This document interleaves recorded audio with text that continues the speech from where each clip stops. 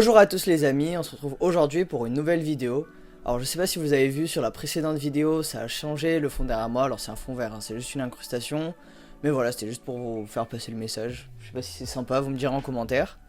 Et aujourd'hui on se retrouve pour une vidéo, on va dire un petit peu à chaud, il n'y a pas trop de préparation dessus. On va revenir sur le match entre Chelsea et Al Hilal en Coupe du Monde des clubs, qui a vu l'utilisation pour la première fois d'un système automatisé pour les arbitres assistants en termes de hors-jeu.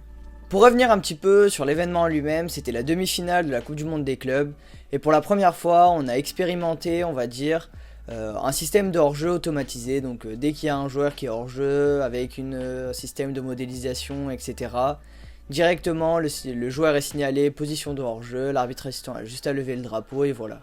Il n'y a plus du tout aucune considération de l'aspect humain, on va dire, c'est pas l'arbitre assistant qui prend la décision, c'est complètement automatisé. Et je voulais revenir un petit peu sur cet événement pour vous dire ce que moi personnellement j'en pense. Et très personnellement, je pense que l'UEFA part sur la mauvaise vision de l'arbitrage. Est-ce que prendre une décision automatiquement, c'est la bonne vision du football? Est-ce que mettre un robot sur le bord du terrain qui analyse tout ce qui se passe, toutes les décisions, tous les appels, tout ce qui est fait par un joueur de foot est une bonne décision? Franchement, je pense pas. Un arbitre assistant est un humain qui juge la position, le positionnement d'un autre humain. C'est-à-dire qu'on a un rapport de force qui est égal. L'attaquant peut essayer de duper l'arbitre assistant, l'attaquant peut réussir à duper l'arbitre assistant, l'attaquant peut réussir à tirer un avantage d'un hors-jeu de 10-15 cm qui est quasiment invisible à l'œil nu sur une action en temps réel.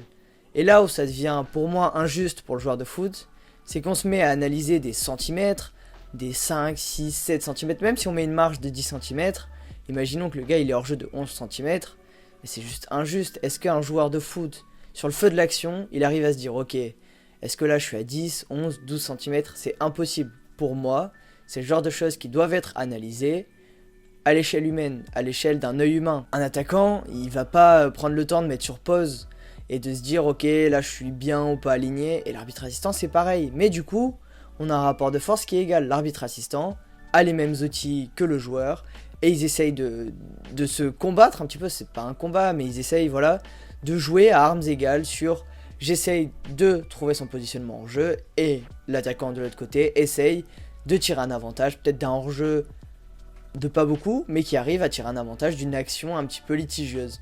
Mais pour moi, c'est ça l'histoire du football, elle est comme ça. Lorsque vous regardez, je sais pas, la main de Thierry Henry, le coup de boule de Zidane sur Materazzi, ce sont des choses où il y a eu des erreurs d'arbitrage au départ et ça n'a pas été bien géré du côté des arbitres, mais ça a fait l'histoire du foot et on combat à armes égales. La beauté du football, c'est aussi un jeu entre le joueur qui essaye d'un petit peu de duper l'arbitre et l'arbitre qui essaye un petit peu aussi de canaliser le joueur, de lui montrer qui est le patron sur le terrain. Tout est une histoire un petit peu de rapport de force et de rapport humain entre les gens.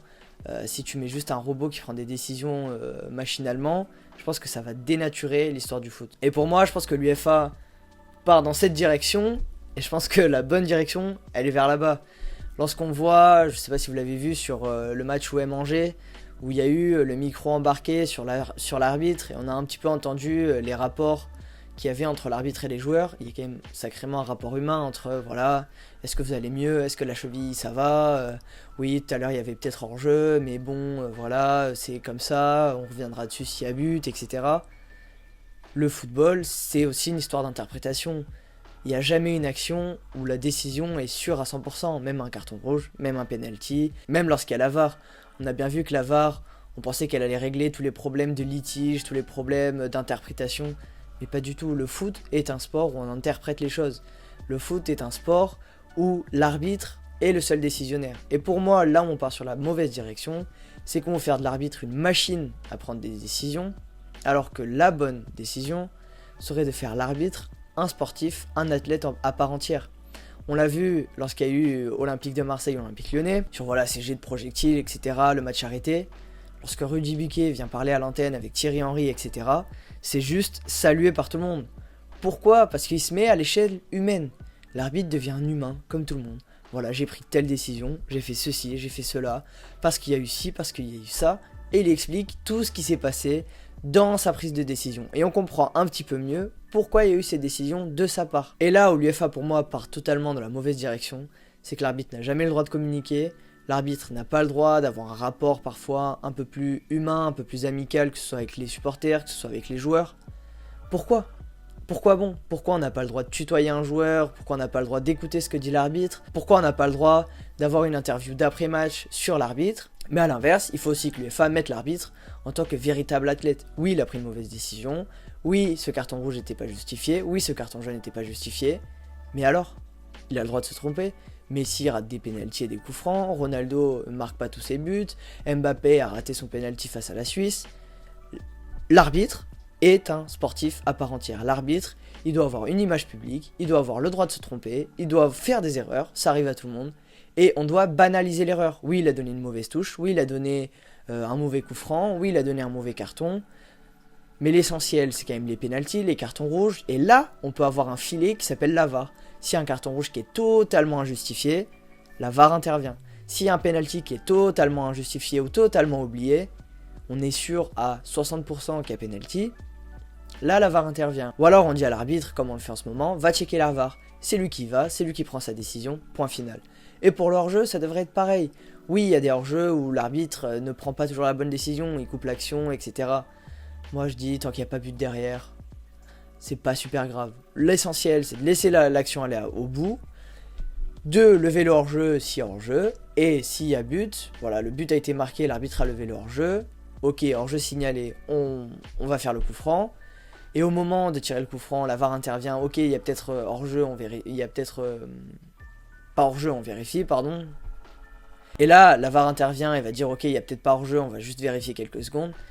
Et voilà, l'intervention de la VAR et des outils un petit peu technologiques, ça doit se faire 2, 3, 4, 5 fois maximum par match, pas plus.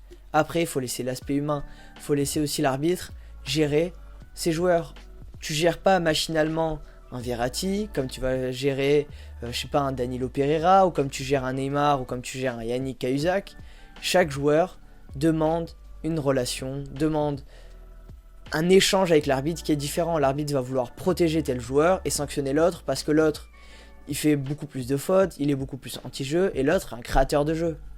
Tout l'arbitrage du football, pour moi, est basé vraiment sur une relation humaine, et on doit absolument pas partir vers la direction qui mène à des décisions machinales, à des décisions qui sont données par un ordinateur. Pour moi, un ordinateur ne doit pas interférer dans un sport qui est 100% humain. Et sans doute qu'on refera une vidéo là-dessus, parce que moi-même en étant arbitre, j'ai peut-être des expériences à partager et peut-être des choses à améliorer au niveau de l'arbitrage, que ce soit notamment au niveau de la formation, et on fera peut-être un format un petit peu plus long là-dessus. Voilà. Là, c'était une vidéo faite comme ça, chaud sur le moment. J'espère que le format vous a plu. Désolé pour la voix, j'ai un petit peu la voix cassée. J'étais au stade hier pour un très beau match OGC Nice, Olympique de Marseille. Vraiment un match où je me suis régalé, j'ai vu du beau jeu, du beau spectacle. Voilà, je vous dis à très bientôt pour une nouvelle vidéo qui sera sans doute un petit peu plus travaillée. Je vous fais la bise et à bientôt.